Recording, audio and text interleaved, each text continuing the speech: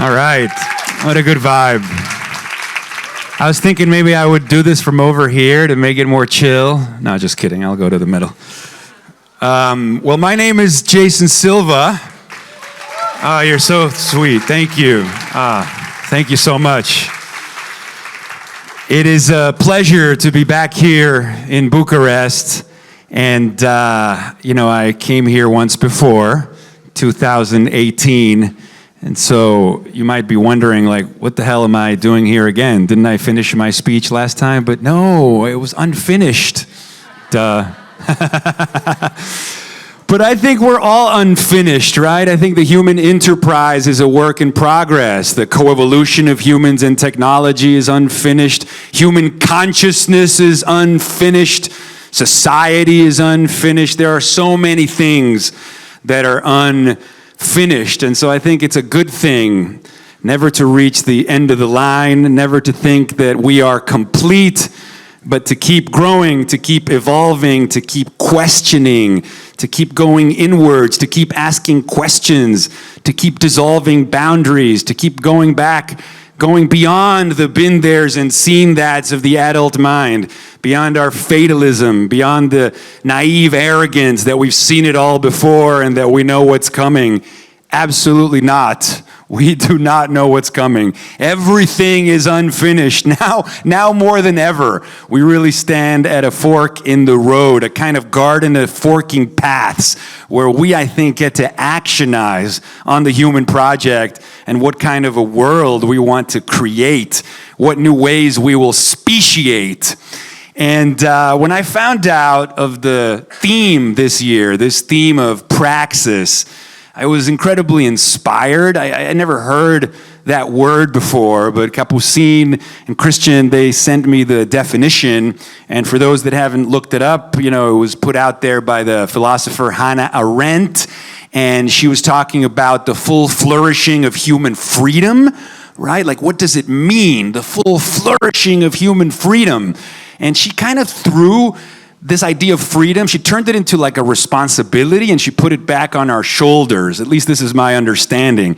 In that the full realization of human freedom doesn't really happen, doesn't really materialize until we turn our philosophies into everyday forms of political action. And my understanding of that is it just means we have to walk the walk and not just talk the talk. We have to go beyond the realm of abstraction, beyond the realm of our philosophies and our beliefs and into action. How do we be the change we want to see in the world, right? How do we turn ourselves into our ideas? How do we become Platonic? How do we embody somatically the things that we believe, So to me, it sounds like a call to action. So not only are we unfinished, but if we are creatures of narrative and creatures of freedom and creatures of evolution and creatures of transformation, we have a responsibility to step into our power, to drop into our training,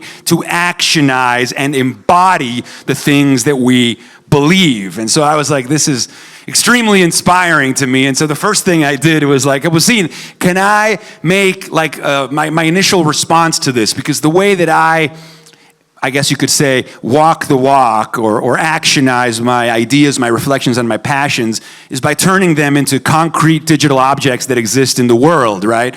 I trade in memetics. I compete in the marketplace of ideas. And by animating the things that turn me on into digital entities that exist in the world and that can leap from brain to brain and that can compete for the limited resources of our attention, I can put things in the world that have infectivity and that have spreading power. And even though the things I put in the world are not made of nucleic acid, nonetheless, ideas have achieved more evolutionary change and at a rate that leaves the old gene panting far behind. And so to me, that is how I step or actionize on the things that I believe. I create digital living organisms in the world and try to plant those organisms, seed those organisms, incept those organisms into people's minds to agitate the sleep of mankind and bring people back into a state of openness and salience and awakening and curiosity and passion, right? I'm extremely passionate about passion, and I'm extremely alive about aliveness, and I think it's incredibly important for us to sit with that and put that responsibility, take on that burden, right? That if we really believe something, if we want to stand for something, if we want our lives to mean something, that we've got to walk the walk and not just talk the talk. And so, to that end, the first video that I'm going to show you, because my vibe is always a bit of show and tell, otherwise I'd pass out from the amount of energy that I speak. But the first video I want to put out is my initial impressions of praxis as put out into the digital world. Please show the first video. Friends, let's talk about human flourishing. Let's talk about the human enterprise. Let's talk about the human design process. Let's talk about human flourishing, fully realized human freedom. How do we overcome ourselves? How do we get past our Paleolithic brains and our medieval laws so that we can properly deploy our godlike technology and our incredible creativeness? Well, according to Hannah Arendt, the full realization of human freedom is manifested through praxis, which means philosophy in the form of everyday political action, which means philosophy embodied, philosophy acted out, to leave the world of pure abstraction and actually walk the walk instead of just talking the talk. And as exponential technologies unleash new forms of human possibility and human creativity, it becomes increasingly important for us to know what we believe and to know how to put what we believe into practice, because we are unfinished. The human design process is unfinished. Humans haven't yet reached the end of the finish line. The coevolution of humans and technology requires us to rise to the better angels of our nature, to grow up and to show up. Welcome, friends, to Unfinished. This is Praxis. All right, feeling that? Feeling inspired? We're getting in the vibe. We're getting into a flow state. We're getting into a state of openness where action and awareness merge, a state of hyperplasticity where accelerated learning can transpire, because that's what we need to happen over the next couple of days. It needs to be a concentrated experience of deep learning, a firmware upgrade, as my friend Mark would say. And so you heard me talk in that video about the exponential technologies that are upending the world and why it's so important for us to figure out what we believe and act it out. Exponential technologies has been the theme of my corporate lectures since 2012. Ever since I read Ray Kurzweil's book, The Singularity is Near, When Humans Transcend Biology, my mind has been blown, and I've put so much energy to try to wake people up to this incredible evolutionary process that seems to have infused our technological development. According to Kevin Kelly, the co-founder of Wired magazine, technology is organismic. Technology is the seventh kingdom of life. He calls it the technium, and it seems to be subject to its own evolutionary forces. It comes through us, but not from us, and though it is with us, it belongs not to us, to paraphrase Khalil Gibran. And the thing about this organism of technology, this coevolution between humans and technology, is that we're increasingly living in a world where the acceleration is such that we can't keep up, right? These exponential technologies are advancing at exponential speeds, and human beings have linear brains. What this means, and I spoke about this last time, is that our intuitions about change, the projections that we make intuitively about what's coming, about where we're heading, about how fast these technologies will change the world, are always linear, and they're always wrong.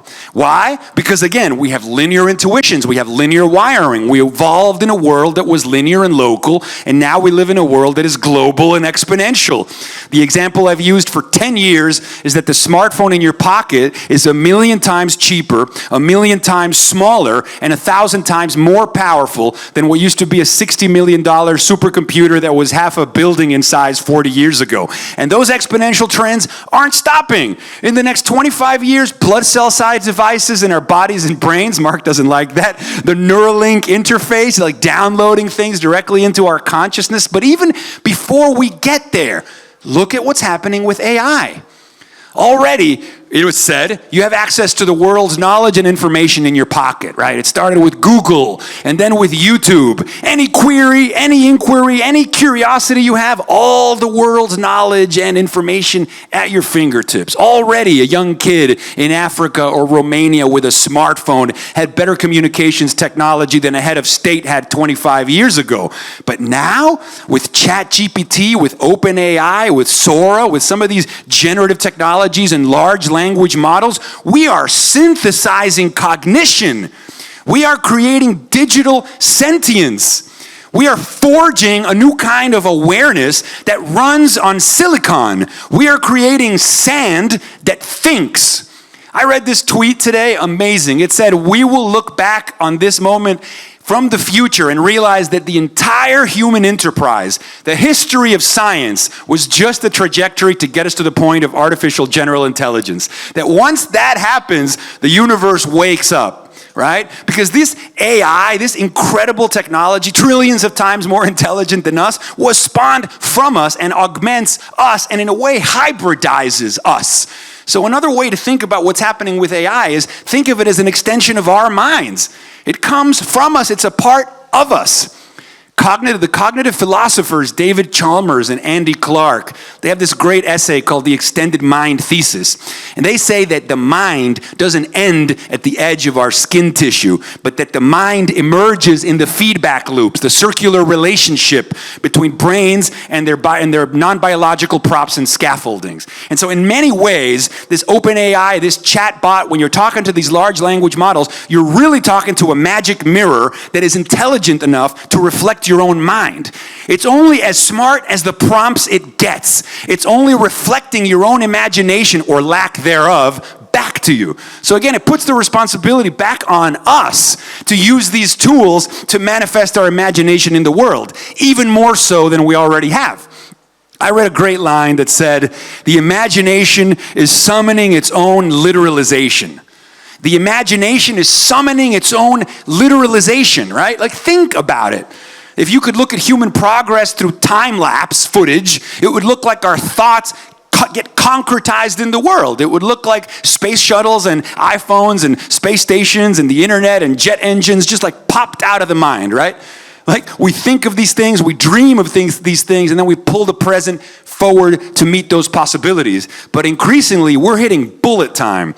And with the assistance of artificial intelligence, with the assistance of our own minds reflected and amplified back to us, we're going to hit a whole different kind of bullet time. A chrysalis is going to be breached, right? A kind of singularity is what Ray Kurzweil calls it, which is a term from physics to describe what happens when you go through a black hole. Namely, everything you thought you knew falls away. It's actually more like a psychedelic experience, right? Or as the Jesuit priest Teilhard de Chardin said, it's the omega point, right? It's where we finally become what? Divine, perhaps? Where the universe wakes up? Or as Carl Sagan says, we are a way for the cosmos to know itself? Well, I think it's finally happening, right? We are the music makers, and we are the dreamers of dreams, according to O'Shaughnessy. And I've always had a sneaking suspicion that our consciousness might ultimately be more primary than matter. That's what the theory of information tells us anyway. And now that we're putting consciousness into sand that thinks, we're increasingly fusing consciousness into all matter. So we're going from dumb matter to smart matter, inert matter to matter that thinks.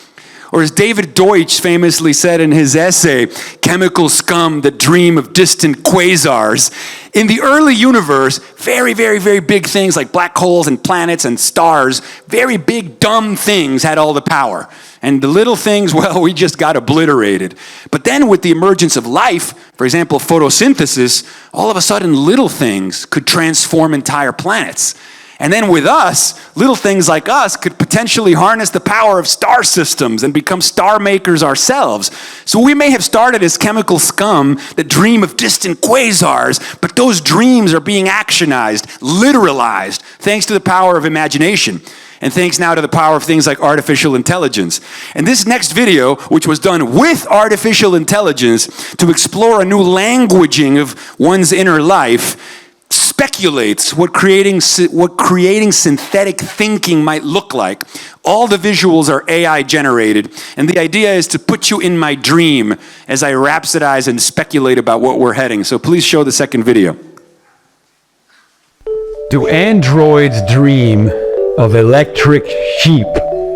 I've always loved the title of that story by Philip K. Dick, and it feels ever more prescient today. Do androids dream of electric sheep? We ask ourselves this question as we increasingly grapple with a world of synthetic intelligence, where more and more of our interactions are happening with algorithms that seem to exhibit some of the qualities of awareness, some of the qualities of sentience. It's the dawn of artificial intelligence. It's the dawn of a kind of intelligence explosion. And as we grapple with the philosophical issues raised by this encounter with a new kind of mysterium tremendum, a new kind of synthetic mysterium tremendum, we are having to ask deep questions about what it means to have a psyche, what it means to have an inner world, what it means to have theory of mind, what it means to have an inner psychology. And so, of course, Philip K. Dick was ahead of his time when he asked the question, do androids dream of electric sheep? You know, when Eric Davis wrote about the spiritual cyborg in his book Technosis, he wrestled with this very same thing. We are the spiritual cyborg. We are the thing that is a hybrid of biological and non-biological intelligence. We create second skins and scaffoldings. We are increasingly merging with our tools and technologies, but now we are spawning a technology that talks back.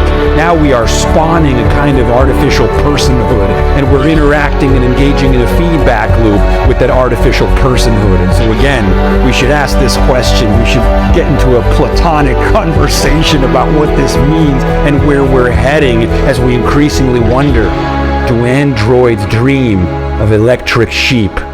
Do androids dream of electric sheep?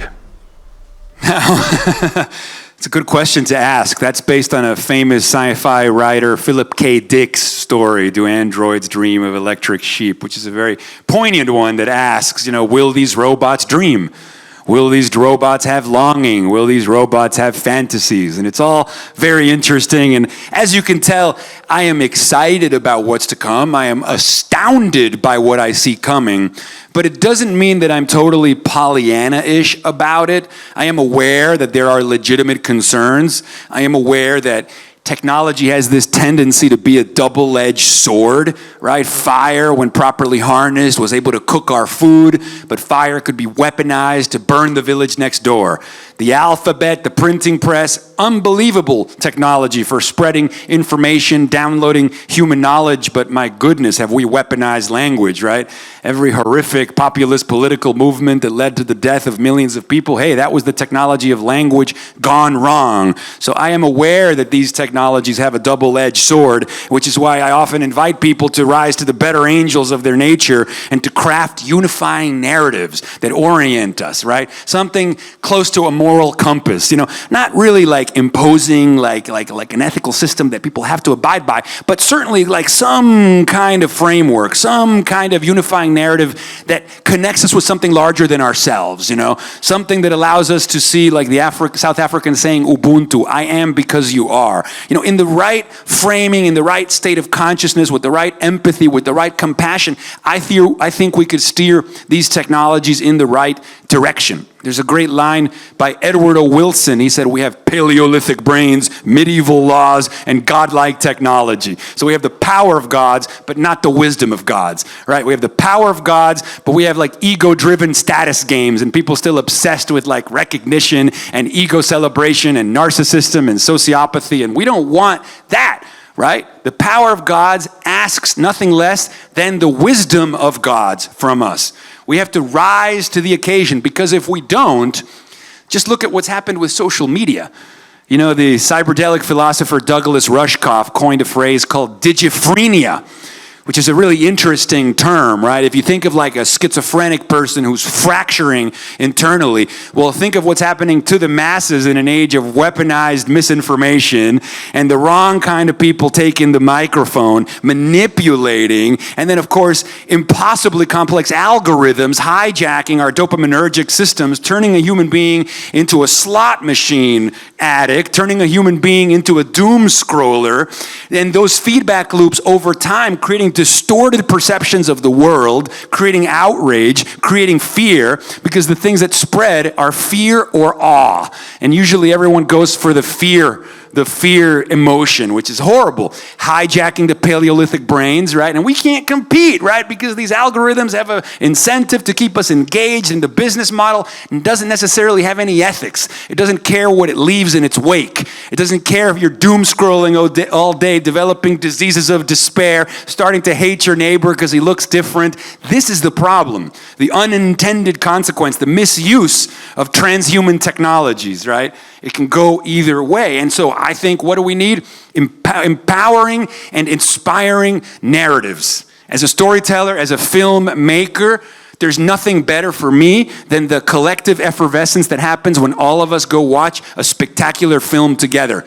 You know, a film like Chris Nolan's Oppenheimer, to really force us to contend with the implications of nuclear weapons, right? In an era where you see in the news every day, just casually, you know, the president of one country saying he's going to nuke the other country. Like, really? In the 2024, we're creating sentient minds that think, and we can create incredible art with artificial intelligence. We could solve every problem. We could create vaccines that teach our immune system to kill tumor cells. But no, I'm going to throw a nuke at you. You're going to throw a nuke at me. Really?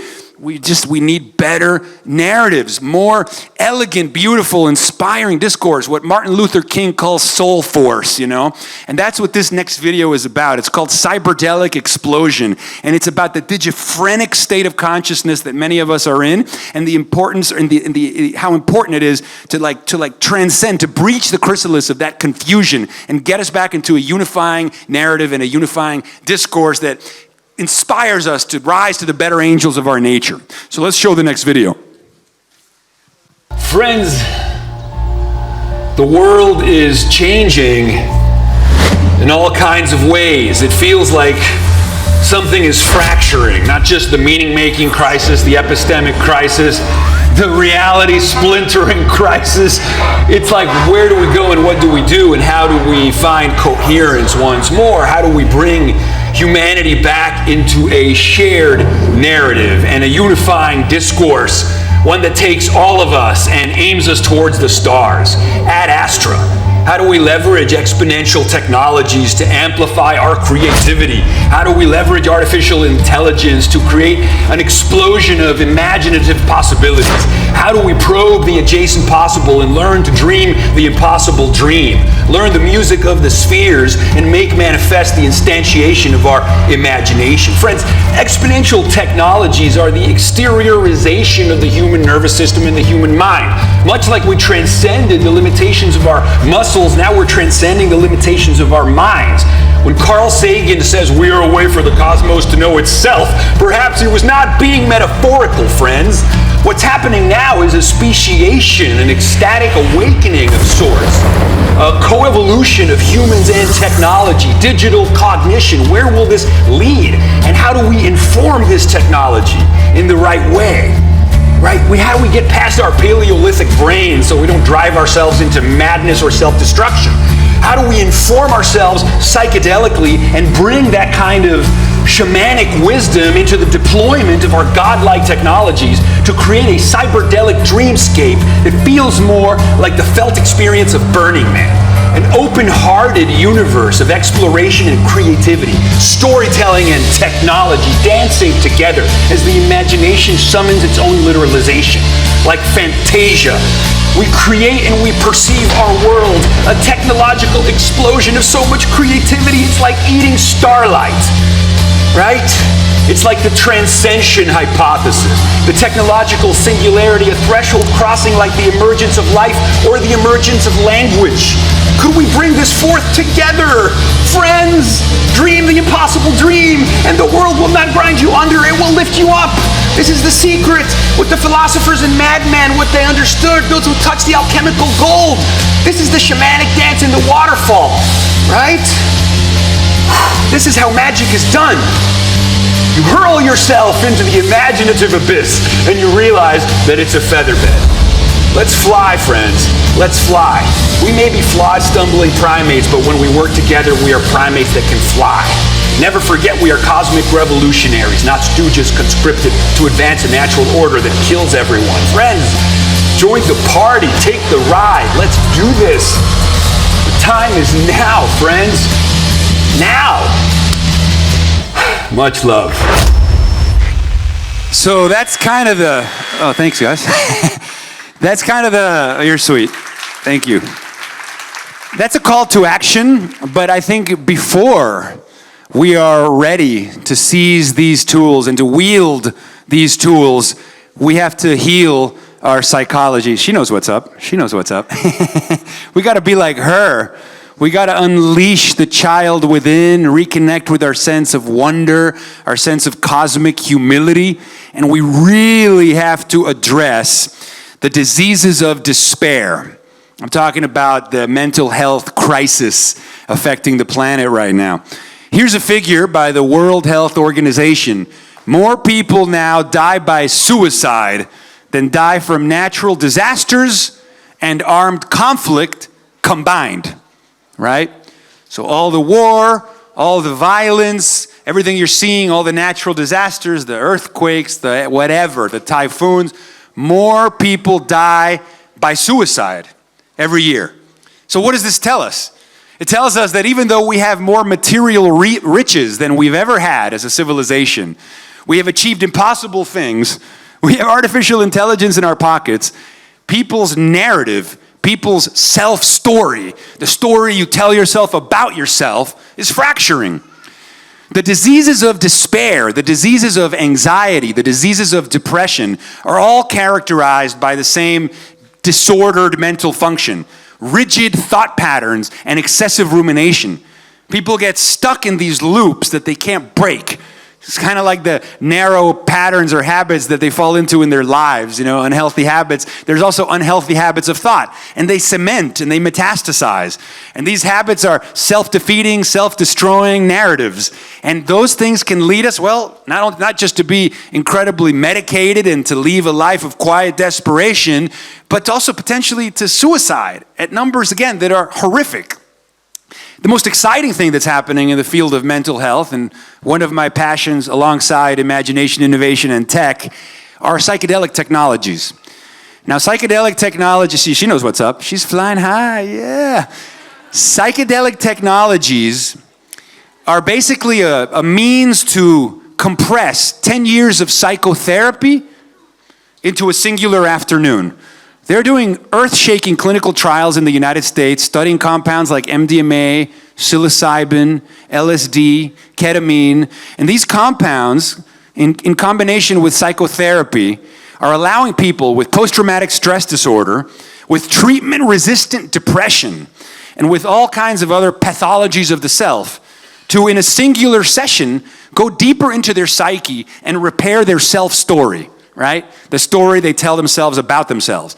Because just like the only way to fix the fractures in society is to create a better collective narrative for all of us, the way to fix our own psyches is to create a better narrative for our own individuality. Like our story, like who am I? Who are you? Who are you? What are you going to do? And I think that the promise of psychedelic technologies in controlled environments with therapists and so on and so forth is going to do for the mind and for our psychology what the telescope did for astronomy. And that's what this next video is about. This video is about the necessity of killing the ego, the necessity of killing the old story and the old identity to make room for the new. So please show the next video on ego death. Our society today is constructed, we know this, in a way where many people are afflicted with a pathological amount of anxiety and depression. It's what Jamie Wheel calls 21st century normal, this fibrillating, anxious state from an overactive ego stemming from a misfiring default mode network, which is the autobiographical mind, which is essentially metastasized into something that is a kind of autoimmune disorder of the self. And the excessive rumination and self-consciousness that characterizes depression and anxiety both come from a mind that has become too ordered, too rigid, too hyper-vigilant. It's like we're all living with a perpetual micro-PTSD. And what the research tells us, and this has informed so much of my creative life, what the research now tells us is that in safe containers and with the proper precautions deployed, the experience of ecstatic surrender, the experience of ego death, what Jamie Wheel calls the bliss fuck crucifixion, is actually where all the healing is done, right? It is when you die into the moment that you realize that all your fears are unfounded. You come to see that everything you want is on the other side of fear, right?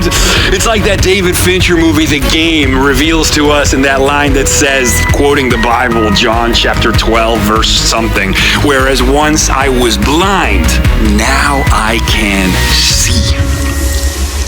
It is hard to put language to these instances of ecstatic surrender, right? Hurling yourself into the abyss and realizing that it's a feather bed arrives you at a domain that exists outside of time. The self experiences this as liberation from the incessant inner chatter. We are free to be ourselves. We become infinite, is what it feels like. Transitory, enchanted moments in which we hold our breath, compelled into aesthetic contemplations we neither understand nor perhaps even desired, face to face with something commensurate to our capacity for wonder. We experience afresh the hardly bearable ecstasy of direct energy exploding in our nerve endings. We recontextualize the self as a marvelous conduit in a timeless whole from which molecules and meanings flow from neurons to nebula and back again.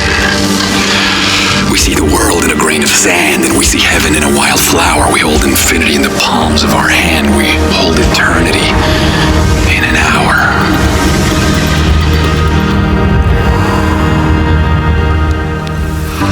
And then the moment will pass. And all contradictions are reconciled. Man has surpassed the gods. And what do we find after these enchanted moments? What do we find after these moments of opiated adjacency? When we spill over, when we overflow, when we are cracked open so that the light gets in.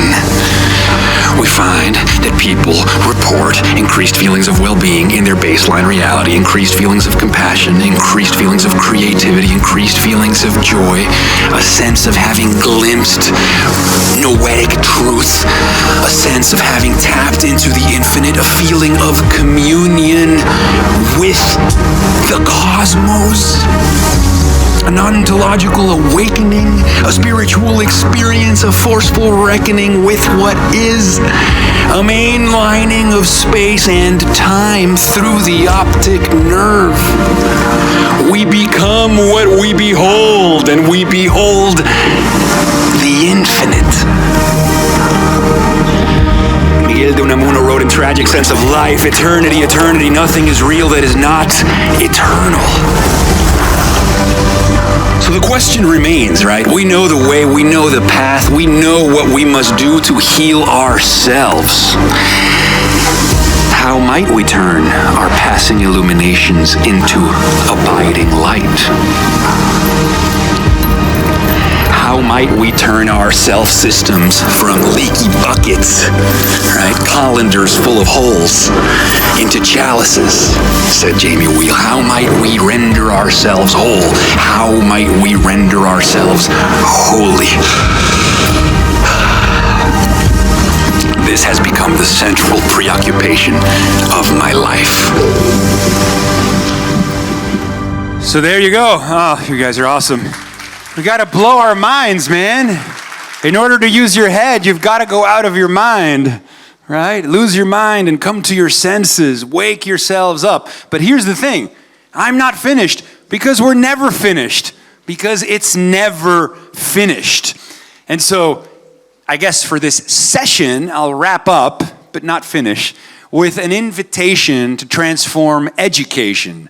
See, my dream, if this whole AI thing manifests, people worry about like losing their jobs to AI, and I got news for you. Eventually, we won't have to work for wages, because scarcity is contextual, and technology is a resource liberating mechanism. And with artificial general intelligence, well, that's it. We move into a world of abundance. The full flourishing of nanotechnology, biotechnology, and AI means everybody has everything they need, and it's utopia. But then, of course, what happens to our psychology when no one has to work? Because some people, man, they fill the void with their jobs. They don't want to think. They don't want to have to ask any questions about what it means to be a person, a mortal person, right? But we're going to have to start asking these questions. And so my invitation is, let's create utopia. Let's have AI do all the work. Let's give everybody universal basic income. And then let's create like a university campus for the planet where we just spend all our time learning about science and art, diving into the humanities, diving into our consciousness, a new kind of like Cyberdelic, Neoplatonic educational system. Now, I don't know exactly what it's going to look like, but I tried rapping about it in this next video, which will wrap my session. So here's my invitation to the future of education. And I talk really fast in it, so there's subtitles. Please show the last video. Friends, are you familiar with the concept of being a forever student of sorts? If I was asked what really matters, what is the most virtuous use of our time, what kind of utopia do I dream about? It would look a lot like some kind of scaled up version of the Dead Poets Society meets Bernardo Bertolucci's The Dreamers. It would be like a liberal arts university campus where students of the sacred sublime would be initiated into the realm of ideas, initiated into Platonic thought, in a gorgeous campus of the Platonic of sorts. Imagine classrooms filled with beanbags. Imagine 4K high-definition screens featuring film clips while Chris Nolan lectures us about the power of storytelling. Imagine showing up to class while microdosing and having the best of the best professorially enrapture you in Platonic thought and Platonic contemplation. Imagine if the faculty included people like Jung and Goethe and Chris Nolan and Cameron Crowe and Jordan Peterson and Eric Davis and Jamie Wheel and Stephen Kotler and the best of the Shakespearean actors and the best of the screenwriting professors and the best of the English literature experts, like a place where all of us would be privy to rhetoric on the level of Robin Williams acting like the Fisher King or acting like the star of the Dead Poets Society. A place, a campus filled with Platonic instruction. You know, Jamie Wheel talks about ancient Greece and this whole idea of the symposium, you know, the campus of ideas, the campus of the Platonic, the symposium, and also the gymnasium, where we get into our souls and we get into our bodies. And ultimately, when you graduate, right, you're privy to the beatific vision, right? From the symposium and the gymnasium, then comes the mysterium.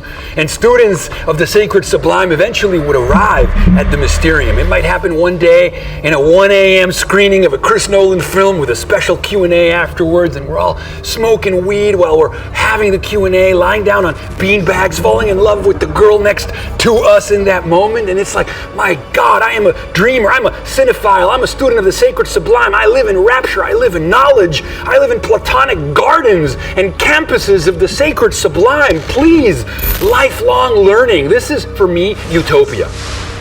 If we finally use intelligent technology to take care of everything that is mechanized so that it liberates the human nervous system and the human mind to just fundamentally become platonic, a forever student, a Vitruvian man of a student, a statue of David of a student, a creature of curiosity, of science, of enthrallment, of intoxication, of ideas, of cinema, beautiful poetry, rhapsodic downloads of wow.